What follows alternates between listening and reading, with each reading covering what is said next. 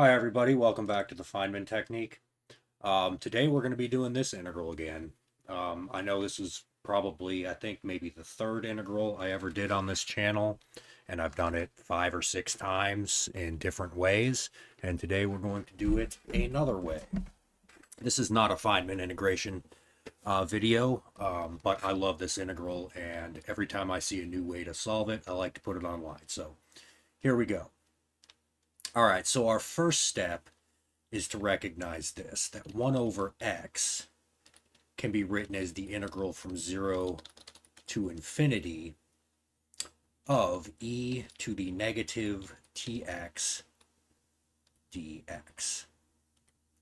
And also that sine x is equal to the imaginary part of e to the ix. All right, so let's substitute those in. So now we should get I is equal to the, let's see, let's just sub them in. Let's see, sine x is equal to the imaginary part of this. And then our 1 over x just becomes this integral right here. All right, and then we can bring the imaginary operator outside the integral, and then I think we're good. Yeah. All right, so we perform that substitution. So now we have our original integral represented as a double integral. All right. So now I believe we can use Fubini's theorem to swap the integrals. So what I'm going to do is I'm just going to consolidate everything here. Let's see. Since this is a function of x, can be brought inside that integral in terms of oh wait, why did I say dt dx? This is dt. I'm sorry. Yeah, that's dt. Okay. And this is also dt. Sorry about that. Okay. Yeah, I think we're good. And now we can bring this together as one exponential. We'll just make that ix. And then we can swap the order of integration. We'll make that dx dt. The bounds on both integrals are the same, so we don't need to swap those. And then we can write this as e to the, let's say that's negative x, and then we'll have t minus I.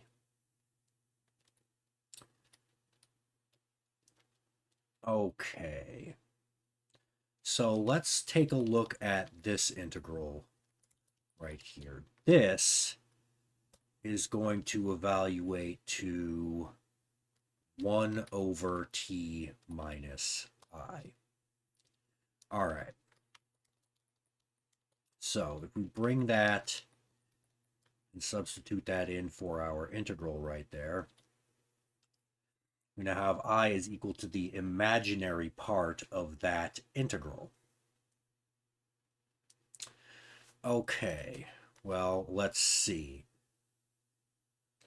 This is going to be equal to the imaginary part of, let's see, we're going to get natural log of t minus I from 0 to infinity. All right. Let's see. And now let's take the upper limit. Let's see. What's the imaginary part of our upper limit? Well, let's see.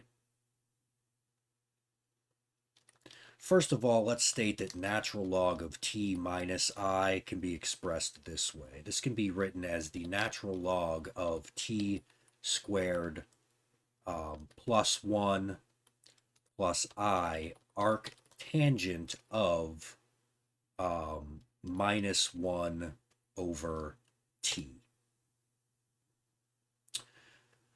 All right, and then we can bring that minus sign outside. All right.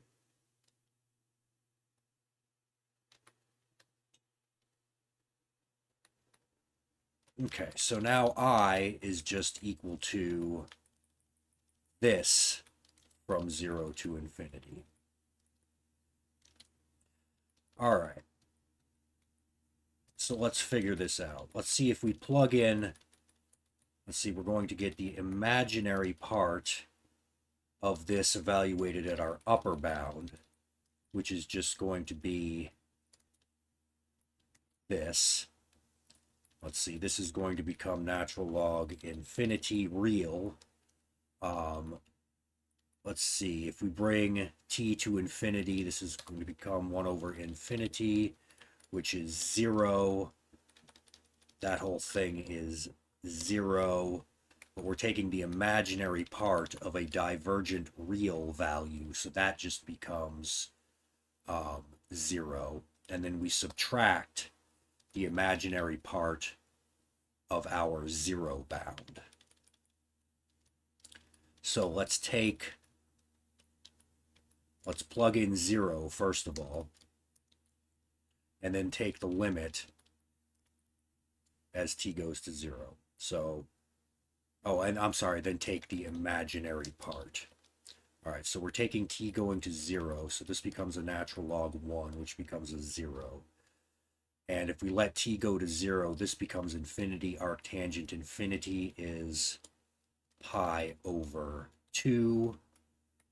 We'll use the imaginary operator to get rid of this I. 0 goes away, minus and minus becomes a plus. So I equals pi over 2.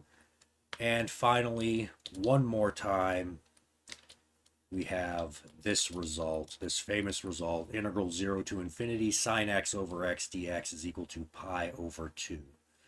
All right, guys, I hope you enjoyed that, and we'll see you next time.